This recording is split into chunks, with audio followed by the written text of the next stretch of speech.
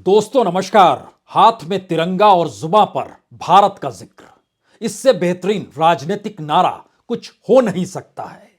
और तमाम राजनीतिक दल इसी तिरंगे और भारत का जिक्र करते हुए अपनी राजनीति को इस देश में साध रहे हैं। राहुल गांधी भी क्या इससे आगे सोच नहीं पा रहे हैं? या कांग्रेस पार्टी के भीतर जो भी बौद्धिक तबका बैठा हुआ है, वह जिस बिसात को बिछाना चाह रहा है, वो तिरंगे और भारत से इतर जा नहीं पा रहा है? या फिर यही सबसे बड़ी ताकत है कि आपने जैसे ही जिक्र हिंदुस्तान का किया, उसकी मुसीबतों का किया और हाथ में तिरंगा होगा तो राजनीतिक सफलता आपके कदमों को चूमने लगेगी क्या?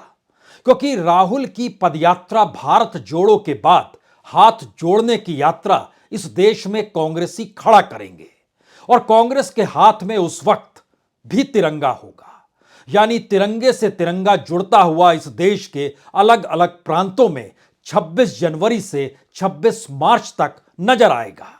और इसी प्रक्रिया के बीच में कच्छ से कोहिमा यानी दक्षिण भारत से पूर्व तक की यात्रा भी तय की जा सकती है, जो लगभग तय मानी जा रही है। तो क्या उस वक्त भी राहुल गांधी चलेंगे और पीछे समूची कांग्रेस चलेगी? हाथों में तिरंगा होगा, जुबां पे जिक्र हिंदुस्तान का होगा और यही बेहतरीन नारा होगा। तो क्या यह राजनीतिक सफलता मिल पाएगी?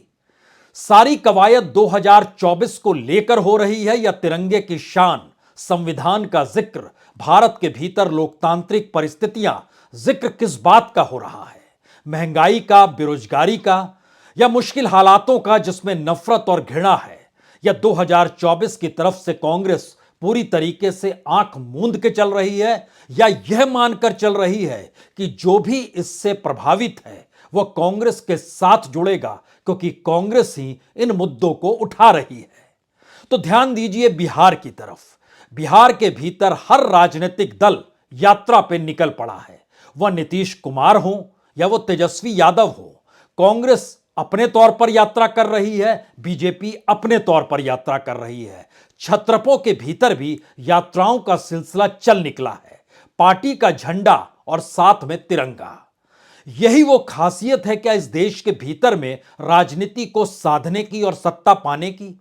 क्योंकि इससे पहले अन्ना हजारे के वक्त भी तिरंगे को लहराते हुए इस देश ने देखा और पहली बार इस बात को एहसास किया कि आजादी के बाद तिरंगे को लेकर आंदोलन की राजनीति जो सत्ता तक पहुंचा सकती है, वह ताकत भारत शब्द, हिंदुस्तान शब्द, इंडिया का जिक्र और हाथ में तिरंगे की बात होनी चाहिए। तो राजनीतिक सफलता आपको मिलती चली जाएगी। लेकिन हम आज दरअसल एक नई प्रक्रिया के साथ आपसे चर्चा करना चाहते हैं। सबसे बड़ा सवाल यह है कि कांग्रेस को जीत मिले या ना मिले, राहुल गांधी नेता रहेंगे, चाहे मौजूदा वक्त में कांग्रेस के अध्यक्ष मल्लिकार्जुन खड़गे ही क्यों ना हो। समूची कांग्रेस इसलिए चल रही है क्योंकि गांधी परिवार चल रहा है, 100 बरस की विरासत चल रही है, समूची कांग्रेस दांव पर लगी हुई है। तो क्या राहुल गांधी ने समूची कांग्रेस को दांव पर लगा दिया है इस पदयात्रा के जरिए? और कांग्रेस के पास भी कोई दूसरी दृष्टि बची नहीं कि पदयात्रा दर पदयात्रा ही अगर 2024 तक इस लकीर को खींचा जाए तो फिर सफलता मिल सकती है। ध्यान दीजिए, इसमें बड़ी ताकत है और शायद इसीलिए कल देश के गृह मंत्री जो खुद यात्रा पे निकले हुए हैं इस देश में 2024 को साधने के लिए, कल जब वह पूर्वी राज्यों में थे तो वहां से उन्होंने ऐलान किया कि 1 जनवरी 2024 को अयोध्या में राम मंदिर तैयार हो जाएगा। इनकी यात्रा का सिलसिला इस देश में धर्म और संस्कृति के आश्रय चलता है क्या? या फिर धार्मिक मूल्य भारत को कुछ इस तरीके से प्रभावित करते हैं जहां पर इस बात का एहसास हो कि धर्म आपके साथ है, हिंदुत्व आपके साथ है और सामने खड़ा कोई भी शख्स इस धर्म और हिंदुत्व के साथ नहीं है। राजनीति का यह अमूल चूल हिस्सा जो है वह बीजेपी उभार रही है। यूं ही नहीं कहा गया कि 1 जनवरी 2024 को अयोध्या में राम मंदिर तैयार हो जाएगा और उससे एक दिन पहले यूं ही कांग्रेस ने इंडिकेशंस नहीं दिए कि पदयात्रा का सिलसिला जारी रहेगा और यूं ही कल बिहार के भीतर से यात्राओं का सिलसिला निकलकर नहीं आया कि हर कोई यात्रा करेगा। जरा पहले तथ्यों को परख लीजिए, तब बात और साफ होगी, क्योंकि कन्याकुमारी से लेकर कश्मीर तक यह तो जनवरी में समाप्त हो जाएगा। उसके बाद जिस हाथ जोड़ों का जिक्र है उसमें दिल जुड़ेंगे, हाथ जुड़ेंगे, इस देश की रगों में दोबारा से नफरत और घृणा बाहर हो जाएगी। कौन सी परिस्थिति पनपेगी, क्योंकि उसके साथ अरब सागर एक तरफ यानी कच्छ के इलाके में चले जाइए और दूसरी तरफ म्यांमार की सोचिए, जहां पर मणिपुर नियुक्त है। कोहिमा तक की यह यात्रा, इस बीच में गुजरात आएगा, मध्य प्रदेश आएगा, छत्तीसगढ़ आएगा, झारखंड आएगा, बिहार आएगा, पश्चिम बंगाल आएगा, असम आएगा, मेघालय, नागालैंड और मणिपुर आएगा। पूर्वी राज्यों में चुनाव होने हैं, लेकिन इसके साथ इस देश के भीतर भी तो चुनाव होने हैं। जो राजस्थान है, जो छत्तीसगढ़ है, जो मध्य प्रदेश है, जो तेलंगाना है, जो कर्नाटक है, यहां पर भी तो चुनाव 2024 के पहले होने हैं। लेकिन उससे पहले 2024 को लेकर बीजेपी की सक्रियता क्यों एक एक सीट को लेकर बढ़ती चली जा रही है, यह बिहार से समझने की जरूरत है। क्योंकि बिहार के भीतर यात्रा का जो सिलसिला शुरू किया है बीजेपी ने, वह बहुत साफ 40 के मिशन को लेकर निकले हैं। यानी लोकतंत्र की जननी वैशाली, वहां से यह यात्रा 3 जनवरी को और किसी ने कही बीजेपी अध्यक्ष जेपी नड्डा ने शुरू की। और इसी पैरेलल में मल्लिकार्जुन खड़गे समुद्र मंथन को लेकर जिस पर्वत के जरिए मथा गया था, मंदार पर्वत, ये बांका का इलाका है, वहां से 1200 किलोमीटर भारत जोड़ो यात्रा की शुरुआत बिहार में कांग्रेस के अध्यक्ष ने की। बीजेपी और कांग्रेस दोनों राष्ट्रीय पॉलिटिकल पार्टी है, लेकिन नीतीश कुमार तो मुख्यमंत्री हैं। वह गांधी जी की कर्मभूमि चंपारण पहुंच गए और वहां से वो समाधान यात्रा निकाल रहे हैं। और नीतीश कुमार की इस यात्रा में जो बेतिया का इलाका या पश्चिमी चंपारण का इलाका है, वह जानना समझना चाह रहे हैं कि दरअसल चूक कहां हुई। सबको पता है 2024 से पहले वहां पर भी चुनाव होने नहीं है, लेकिन 2024 बहुत महत्वपूर्ण है। सब कुछ दांव पर लगा है, हर कोई जानता है। वहां पर अगर बीजेपी हारी तो वहां पर मतलब वो ढह के गिर जाएगी। और अगर हर हाथ में तिरंगा है, हर जुबां पर भारत है, तो जो राष्ट्रवाद की परिकल्पना नारों के जरिए और कभी कभी जिक्र सेना या धर्म के आश्रय बीजेपी करती है, उसकी काट इसी राष्ट्रवाद में छुपी है, जहां पर हाथों में तिरंगा होगा, जुबां पर हिंदुस्तान का दर्द होगा और पैदल चल रहे होंगे। यह काट दरअसल उस नेशनलिज्म के काउंटर में क्रिएट की गई है जो बीजेपी लगातार 2014-2019 खास तौर पर, जिसका जिक्र उसने किया और वह चुनाव में और आगे जीत कर चली गई। इतना ही नहीं, यहां पर तेजस्वी यादव भी जो सीमांचल और कोसी अंचल है, वहां पर वह यात्रा करेंगे। इसका मतलब क्या हुआ, जो अल्पसंख्यक समुदाय है या फिर हैदराबाद से निकलकर ओवैसी जो AIMIM क्या तमगा लिए पहुंचे उस इलाके में और उन्होंने यादव के साथ जुड़े मुस्लिम वोट बैंक में सेंध लगा दी चुनाव में, वहां पर तेजस्वी यादव पहुंचना चाहते हैं और उनको साथ लेना चाहते हैं। यह यात्रा जाहिर तौर पर किस लिए है, यह 2024 के मद्देनजर है। यहीं पर स्वराज जन यात्रा जो है वो प्रशांत किशोर निकाल रहे हैं, जो 2 अक्टूबर से पूरे बिहार को मथ रहे हैं। यानी बिहार के भीतर नीतीश, बिहार के भीतर जेपी नड्डा, बिहार के भीतर मल्लिकार्जुन खड़गे, बिहार के भीतर तेजस्वी यादव, बिहार के भीतर प्रशांत किशोर, सभी यात्रा निकाल रहे हैं। चाहे वो उत्तर पश्चिम में नीतीश हो, पूरब में खड़गे हो, बीजेपी मध्य क्षेत्र में हो और प्रशांत किशोर उत्तर पश्चिम क्षेत्र में बिहार के लांग रहे हों। इन सब के बीच कच्छ से जब यानी पश्चिमी भारत से पूरब की तरफ बढ़ेगी, जैसे अभी दक्षिण से उत्तर की तरफ यात्रा अभी चल रही है और जनवरी के महीने में इसे खत्म होना है, उसके बाद का सिलसिला बताता है कि राष्ट्रवाद को लेकर चुनावी नारों के तहत कैसे हर राजनीतिक दल चलेगा, यह पहला हिस्सा है। दूसरा हिस्सा है, अगर बिहार में छत्रप इसी राजनीति को साधना चाहते हैं यात्राओं के जरिए, तो हो सकता है आने वाले दिनों में आपको उत्तर प्रदेश में भी मायावती या अखिलेश यादव यात्रा निकालते हुए दिखाई दे सकते हैं। जिन मुद्दों को लेकर कांग्रेस चल रही है उसमें सबसे बड़ा सवाल यही है कि कांग्रेस ने उस सोशलिज्म को पकड़ा है, उस कम्युनिस्ट वाले एस्पेक्ट को पकड़ा है जहां पर लेफ्ट का वोट बैंक एक लिहाज से उसके हिस्से में आ सकता है, क्योंकि सत्ता तक लेफ्ट पहुंच नहीं पाएगी और कांग्रेस का कैडर इस देश में हर उस जगह पर मौजूद है जहां लेफ्ट का कैडर है। लेकिन अगला सवाल यह है कि सीपीएम को कितने वोट मिले थे पिछले चुनाव में? 1,07,00,000। सीपीआई को कितने मिले थे? 35 लाख। आरएसपी को कितने मिले थे? 7 लाख। एसयूसीआई को कितने मिले थे? 4 लाख। फॉरवर्ड ब्लॉक को कितने मिले थे? लगभग 3.25 लाख। अगर आप सबको मिला भी देते हैं तो तकरीबन यह 1.5 करोड़ से ज्यादा नहीं बनता है। कांग्रेस के भीतर से दो लोग मौजूदा वक्त में सत्ता संभाले हुए हैं, एक ममता बनर्जी और दूसरा वाईएसआर के बेटे जगन रेड्डी। ममता बनर्जी के पास लगभग 2.5 करोड़ वोट 2019 में निकल कर आए थे और वाईएसआर के पास तकरीबन 1.5 करोड़। यानी लेफ्ट की पूरी फिलॉसफी जो मजदूर किसान का जिक्र लगातार राहुल कर रहे हैं, अगर राजनीतिक तौर पर उसे परखना शुरू करें तो मतलब बहुत साफ है कि वो मुद्दे कांग्रेस ने हड़प लिए। लेकिन कांग्रेस ने अपनी कॉरपोरेट, अपने चकाचौंध की राजनीति, इन सबसे इतर जो अपर कास्ट और ओबीसी की राजनीति थी, इन सबसे इतर जो सोशल इंजीनियरिंग की राजनीति थी, वह एक झटके में बीजेपी के पास चली गई। लेकिन इस यात्रा के भीतर राहुल गांधी क्या ये दांव खेलने को तैयार है कि 2024 तक वह कुछ नहीं कहेंगे सिवाय यात्रा के, वो दूसरी दिशा में नहीं जाएंगे?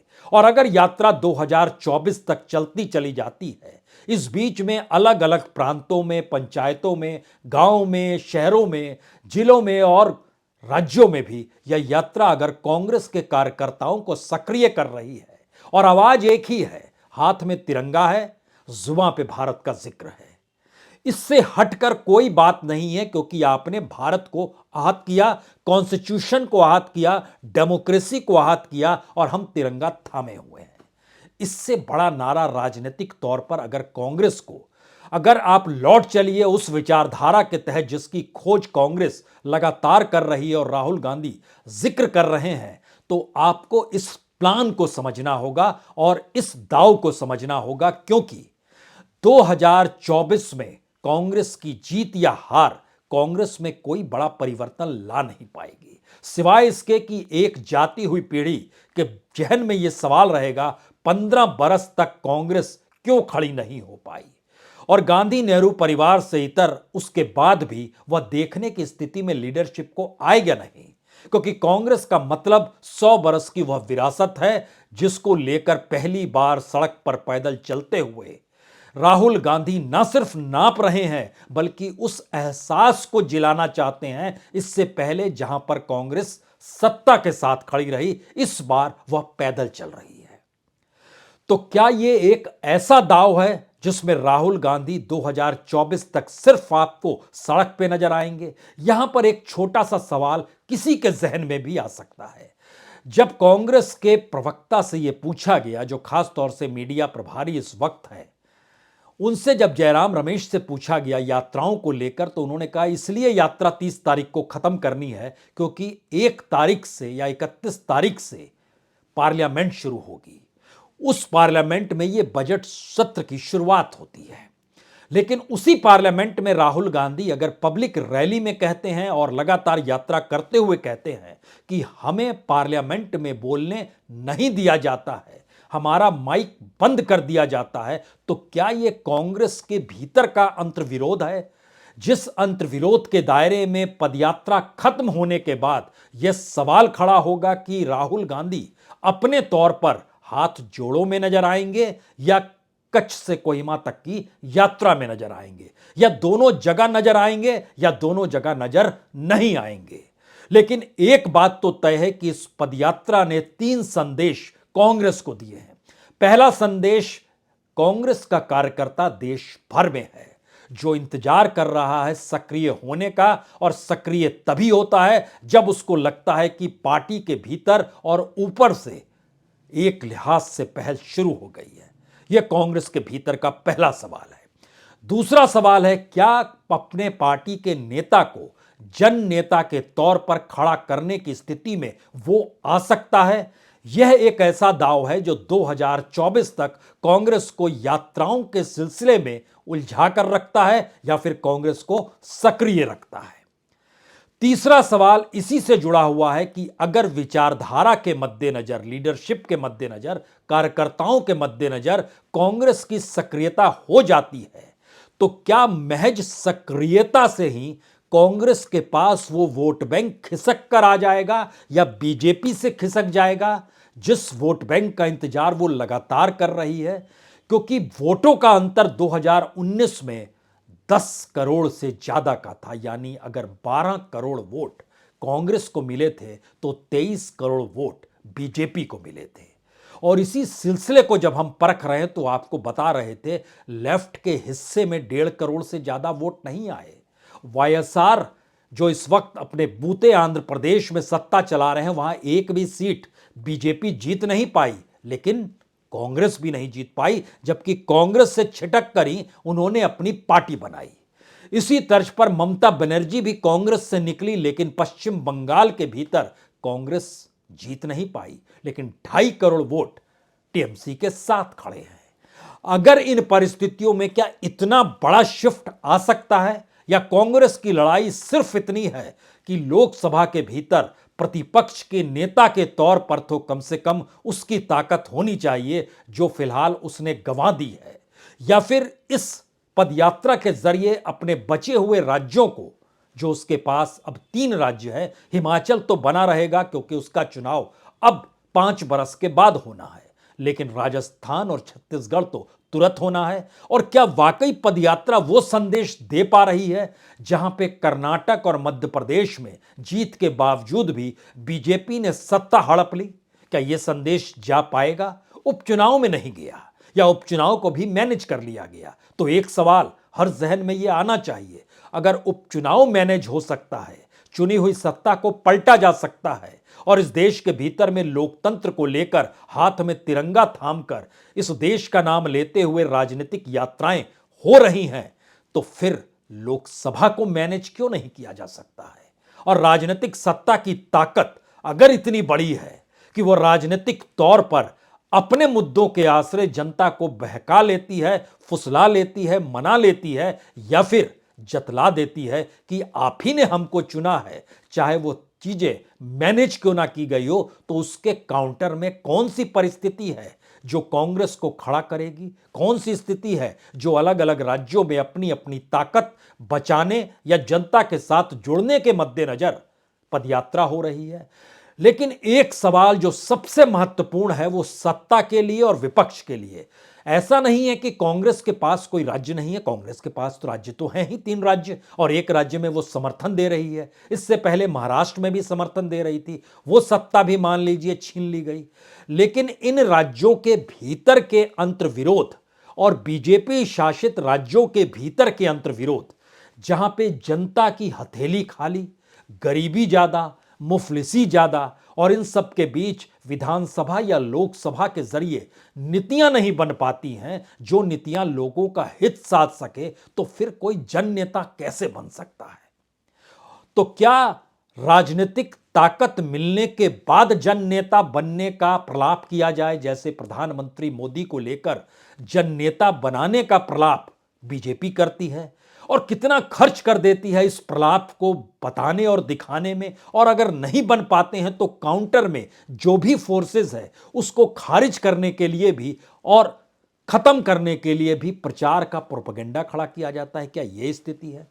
या दूसरी स्थिति, अगर आपके पास कोई इस देश को गढ़ने की योजना नहीं है कि मोदी सत्ता के चंगुल से जब हम भारत को निकाल लेंगे, हाथों में तिरंगा लिए हुए इस देश को कैसे बनाएंगे, उसका कोई मॉडल अगर आपके पास किसी रूप में नहीं है, तो फिर मुश्किल है। क्या यह कांग्रेस के साथ कहा जा सकता है? या फिर इसके इतर यह कहा जाए कि जो केजरीवाल ने मॉडल बनाया, उस मॉडल के साथ हर हाल में चुनाव जीतने का मंत्र लेकर जब वो चले कि चुनाव तो हमें जीतना है, चाहे कभी गेरुआ वस्त्र पहनना पड़े, चाहे भगवे के रंग में आ जाए, चाहे गाली गलौज करनी पड़े, चाहे किसी भी स्थिति में आ जाए। क्या यह मॉडल चलेगा? या ममता बनर्जी जो क्षेत्रीय ताकतों के साथ अपनी मौजूदगी का एहसास कराती है, या वाईएसआर जो अपनी ताकत का एहसास कराते हैं, इनका कोई मॉडल है? मुश्किल आ जाएगी, क्योंकि इस देश के भीतर का सच कितना विभत्स है ये इस रूप में समझिए कि नेहरू के जमाने में इस देश के जो पिछड़े जिले हुआ करते थे, नेहरू के दौर में प्लानिंग कमीशन ने 75 जिलों का जिक्र किया था, और आज की तारीख में वही 75 जिले बटकर लगभग 125 जिले आ गए हैं, जिसको नीति आयोग एस्पिरेशनल डिस्ट्रिक्ट कहता है और प्राइम मिनिस्टर कहते हैं इनको मेन स्ट्रीम से जोड़ेंगे।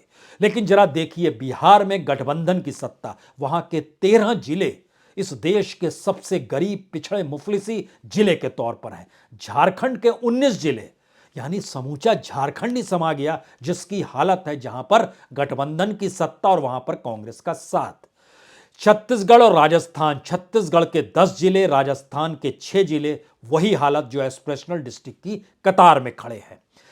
उड़ीसा के 10 जहां पर नवीन पटनायक बीते बरसों बरस से सत्ता संभाले हुए हैं, लेकिन नाजुक स्थिति तो बरकरार है। आर्थिक विपन्नता वहां पर बहुत ज्यादा त्रासदीदायक है। ऐसा नहीं है कि ममता बनर्जी के यानी पश्चिम बंगाल के 3 जिले, या फिर बीजेपी शासित राज्यों में ऐसा गुजरात तक के 3 जिले हैं, मध्य प्रदेश के 8 जिले हैं, उत्तर प्रदेश के 5 जिले हैं बीजेपी शासित राज्यों में। यानी गवर्नेंस के जो तौर तरीके हैं इस देश की इकोनॉमी को चलाने और संभालने के, क्या किसी पॉलिटिकल पार्टी में कोई अंतर नजर नहीं आता है? तो हाथों में तिरंगा लेकर जुबां पर हिंदुस्तान का जिक्र करते हुए क्या कोई वैकल्पिक सोच वाकई नहीं ला पा रहा है? और वैकल्पिक सोच सिर्फ एक नारा भर है, जिसका जिक्र पदयात्रा के दौर में भी हुआ और गाहे बगाहे बीजेपी भी करती रही है। तो क्या ये भूल भुलैया राजनीतिक गलियारे से निकलकर अब पदयात्राओं के साथ चल रही है, जहां हर हाथ में तिरंगा है, हर जुबां पर भारत का जिक्र है, हर जगह इस देश की गरीबी मुफलिसी का जिक्र करते हुए उन्हें मुख्य धारा में जोड़ने का प्रयास है, जबकि मुख्य धारा के पूरे संवैधानिक इंस्टीट्यूशन को सत्ता ने हड़प लिया और हर कोई एक ही राग में समा गया। अब यहां पर सबसे आखिरी सवाल, जो सबसे महत्वपूर्ण सवाल है, अगर राजनीतिक व्यवस्था यही है तो उसका एक हिस्सा जरा समझ लीजिए। लालू यादव के बेटे तेजस्वी यादव, मुलायम सिंह के बेटे अखिलेश यादव, बीजू पटनायक के बेटे नवीन पटनायक, करुणानिधि के बेटे स्टालिन, शिबू सोरेन के बेटे हेमंत सोरेन, प्रकाश सिंह बादल के बेटे सुखबीर बादल, बाला साहब ठाकरे के बेटे उद्धव ठाकरे, शेख अब्दुल्ला से होते हुए उमर अब्दुल्ला तक आ जाइए, और मुफ्ती साहब की बेटी महबूबा बोमई के बेटे एसआर बोमई। क्या समझ रहे हैं आप?